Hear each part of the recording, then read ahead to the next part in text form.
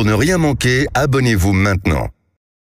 Les vraies voix Sud Radio, c'est le Top Clic. Et une perquisition a eu lieu aujourd'hui à l'IHU de Marseille, l'ancien établissement de Didier Raoult. Et le hasard veut que le promoteur de l'hydroxychloroquine se trouvait sur Sud Radio au moment où on l'a appris dans l'émission d'André Berkoff. Dites-moi, il ne traîne pas, hein? Non, ça n'a rien à voir à ma connaissance. Ah bon, d'accord. Rien à voir. Perquisition menée dans le cadre d'une enquête du parquet de Marseille sur des soupçons d'essais cliniques non autorisés mais qui ne concernent pas à ce stade le traitement du Covid-19. L'information judiciaire avait été ouverte en juillet de l'année dernière après des signalements de l'Agence nationale de sécurité du médicament suite à des révélations notamment de l'Express et de Mediapart dans une enquête portant sur ces faits plus anciens donc que le Covid et ses polémiques sur l'hydroxychloroquine. L'Agence de sécurité du médicament fustigeait des graves manquements au sein de l'IHU de Marseille. Selon l'agence, des essais auraient été engagés sans l'avis obligatoire d'un comité indépendant et même parfois sans le consentement de tous les patients examinés. Par exemple, pour des prélèvements rectaux réalisés en 2010 sur des enfants atteints de gastro-entérite sans le consentement de prélèvement, sans le consentement de leurs parents.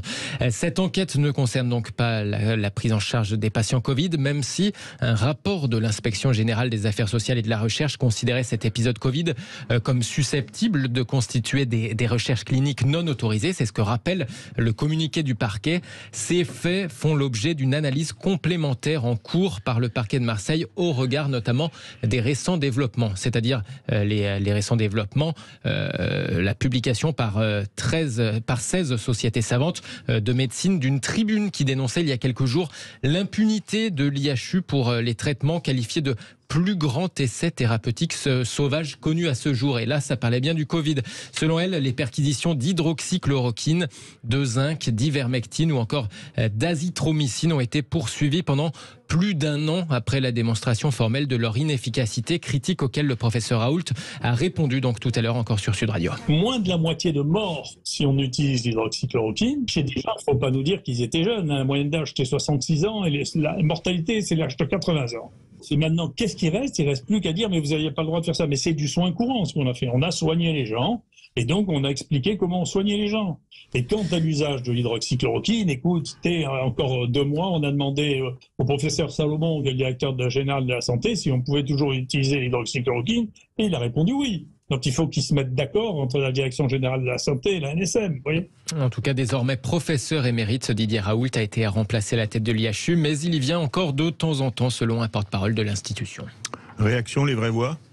Je trouvais que l'idolâtrie pour ce professeur à une certaine époque était délirante. Je suis pas un spécialiste. Maintenant, il y en a qui, parce qu'il est quasiment à terre, le crachent sur lui. Il y a peut-être un juste milieu. Virginie Calmel. Moi, je me méfie des chasses à l'homme. Je pense que cet homme, que je ne connais pas, mais a un track record, une carrière en tout cas, assez incroyable quand on connaît un peu son passé. Et je vois pas pourquoi soudain, il est à ce point-là honni. Donc, ça me met mal à l'aise, sans connaître vraiment les tenants et les aboutissants. Je suis pas sûre non plus qu'on ait eu beaucoup de morts à cause de la chloroquine. Donc, je pense que quand même, moi, il me semble qu'un médecin, son serment d'Hippocrate, c'est d'essayer de soigner. Et là encore, avec humilité, je trouve qu'on a manqué d'humilité dans ce dossier. Et beaucoup de médecins ont été très péremptoires. Ça leur a pas empêché de dire des conneries. Et il n'y a pas eu que le professeur Raoult, si tant est qu'il se soit trompé, qui en a dit. Il y a des enquêtes en cours, mais je suis assez d'accord avec ce qui a été dit, c'est-à-dire tout ce qui relève d'une meute n'est pas acceptable. Il est monté très haut médiatiquement, une popularité, il est même devenu un santon provençal. Il a mis du sien. Il a mis du sien. Sachant sur certains moments médiatiques aussi se faire détester par des formules dont il a usé et des jugements aussi à l'emporte-pièce qu'il a pu avoir pour des confrères. Je crois qu'il se joue dans ce monde des très hauts scientifiques. Il ne faut pas oublier qu'il n'est pas hors système. Il faisait partie du premier conseil scientifique, vous vous en souvenez. Donc je pense aussi qu'il doit se régler des haines cuites et recuites qui nous échappent un peu. Ouais.